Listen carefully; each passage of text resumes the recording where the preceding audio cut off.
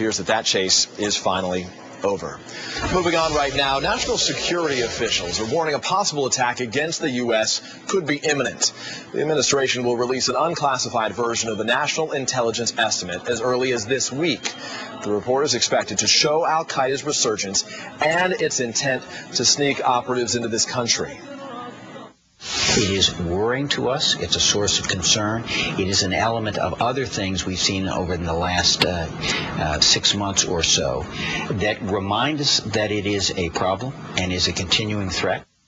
That was Stephen Hadley, the National Security Advisor. MSNBC's terrorism analyst Steve Emerson is joining me now. Thanks for being with me. Sure. The National Security Advisor warns that al-Qaeda is not as strong as it was before 9/11, but that it has gained strength in the time since that, really at its highest point since 9/11. So give us a better way of understanding what we can do about this, what we are doing right now, and I guess what we're doing well and poorly.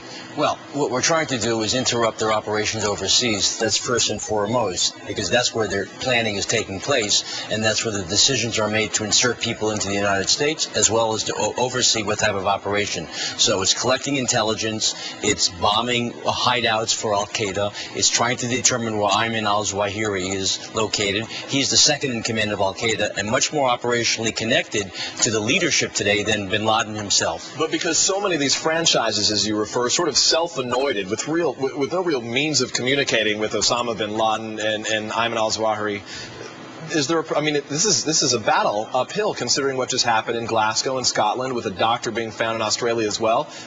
There are these small militant groups all over the place, so it's an uphill battle. We've seen a proliferation of what they call homegrown Islamic terrorist groups in Australia, in Britain, Scotland, in France, in Spain, and of course the United States. And these groups, as you pointed out correctly, self-anointed. They're not tethered to al-Qaeda itself. They believe in jihad, and they take it upon themselves to carry it out. All they need are basically instructions and weapons to carry out their ideal objectives. Certainly with a lot of summer travelers right now, I think a lot of Americans have grown skeptical of terrorism warnings. Is there a fear that Americans have what you might call warning fatigue, that the government has been crying wolf, even though the threat is very possibly real? Well, I think there was a period initially when they had the color schemes, that there was color fatigue, and people just said, forget about the colors, we're not interested. And now there may come a time in which people get fatigued by the warnings, but I think at this time, considering the new nature of what we're facing in terms of the resurgence in the Waziristan area, the new national intelligence estimate, the area between Pakistan and Afghanistan. Exactly, where they're actually concentrated and where terrorist camps are actually located today, new ones that didn't exist 2 years ago.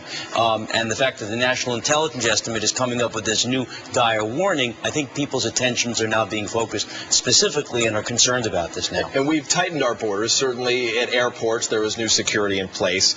So without explaining what our weaknesses are, what is your concern in terms of how these operatives would get into the United States right now? Well, I think there are two ways. I think one is they're going to possibly turn people in the United States, either through the internet or through some type of sermons at mosques or whatever, or some type of visitors, religious visitors who are up higher in numbers in the Middle East than ever before. I don't think the DHS and State Department are scrutinizing those visitors as carefully as they should, and I think that's a real problem in terms of changing the minds of those people living in the United States. In other words, indoctrinating homegrown terrorists and making them into full-blown al-Qaeda types. MSNBC terrorism analyst Steve Emerson, thank you. You're welcome. Appreciate your time.